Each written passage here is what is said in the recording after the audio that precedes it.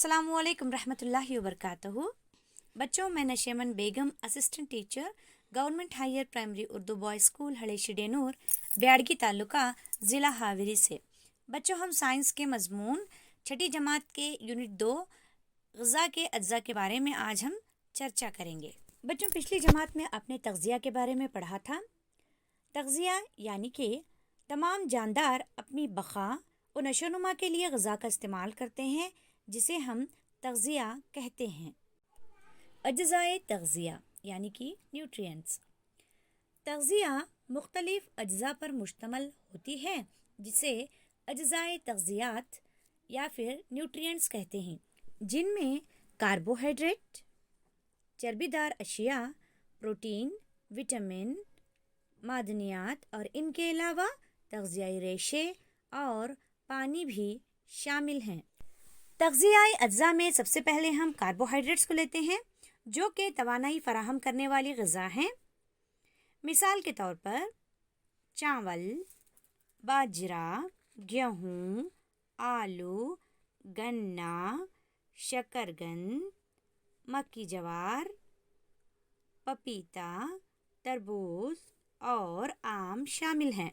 तग़ज़ियाई अज्ज़ा fats या फिर चर्बीदार अशिया के बारे में हम बात करें तो ये जो हैं तवानाई फराहम करने वाले ग़िज़ा हैं। इनमें नबाताती और हैवानी ज़राए हम देख सकते हैं। चर्बीदार हैवानी ज़राओं में हम देख सकते हैं गोश्त, मछली, अंडे और तमाम दूध से बनी हुई चीज़ें।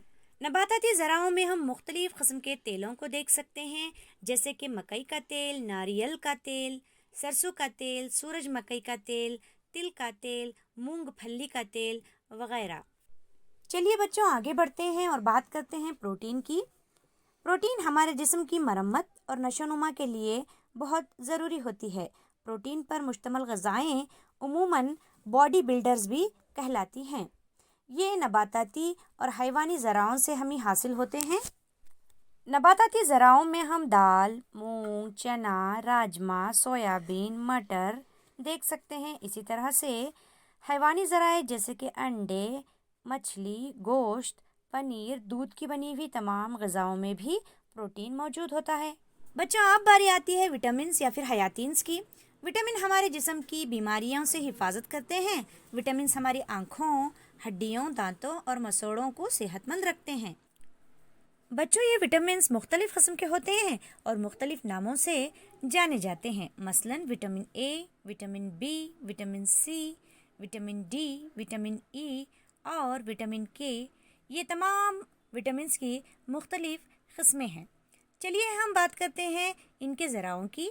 विटामिन ए के मुख्तलिफ़ ज़राओं के बारे में अगर हम बात करें तो हम इन्हीं गाजर, दूध, मछली के तेल वगैरह में देख सकते हैं। अगर विटामिन बी की बात करें तो कलेजा, काजू, मूंगफली, दूध वगैरह में हम विटामिन बी को देख सकते हैं। बच्चों, विटामिन बी के बाद बारी आती है विटामिन सी की। इसे हम संतरा, टमाटर, मिर्च, अमरूद, नींबू या फिर आंवले में भी देख सकते हैं।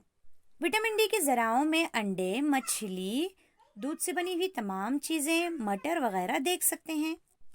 इन तग़ज़िया के अलावा हमारे जिस्म को तग़ज़ियाई रेशों की भी ज़रूरत होती है। ये रेशे रफ़ेज भी कहलाते हैं। रफ़ेज हमारे ग़िज़ा में ज़्यादातर नबाताती मौज़ूआत से आता है। अनाज, दालें, आलू, ताज़े फल और सब्ज़ियाँ रफ़ेज के ख़ास ज़राए हैं।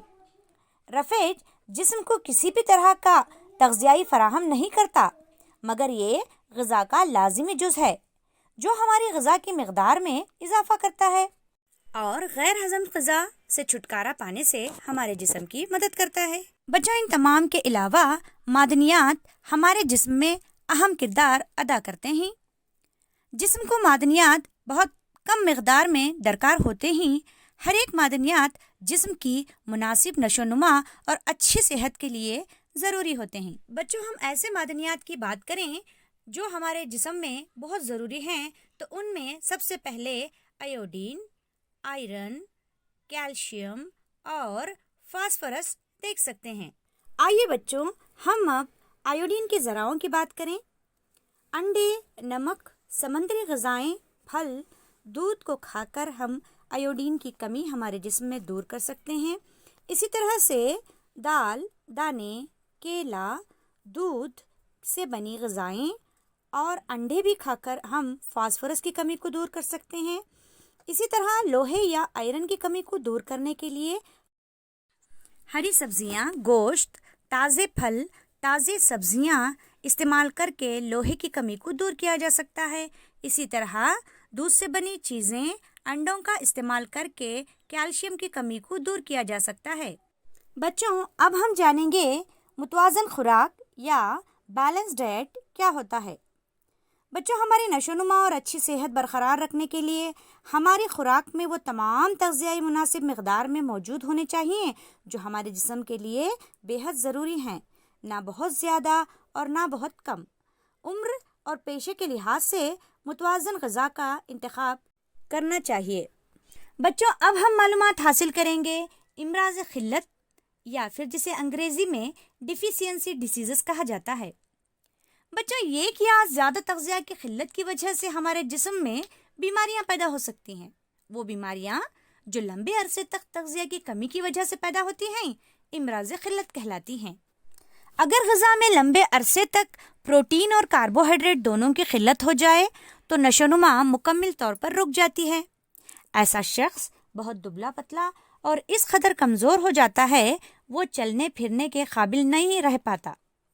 مختلف معدنیات اور وٹامن کی کمی کی وجہ سے کئی بیماریاں پیدا ہو سکتی ہیں۔ بچوں، متوازن خوراک لے کر امراض خلت پر قابو پایا جا سکتا ہے۔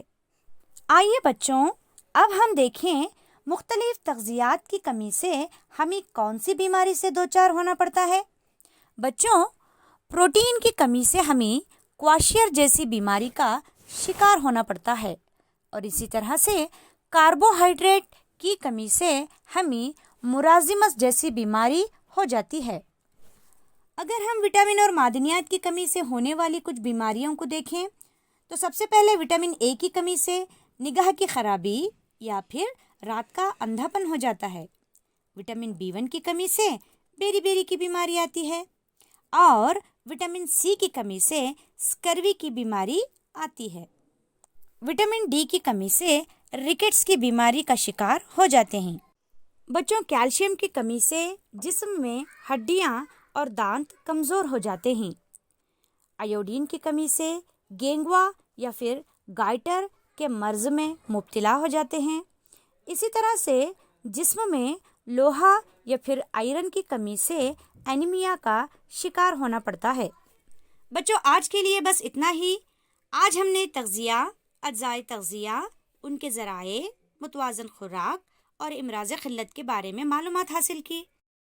امید ہے آج کا یہ ویڈیو آپ کے لیے ضرور فائدہ مند ہوگا۔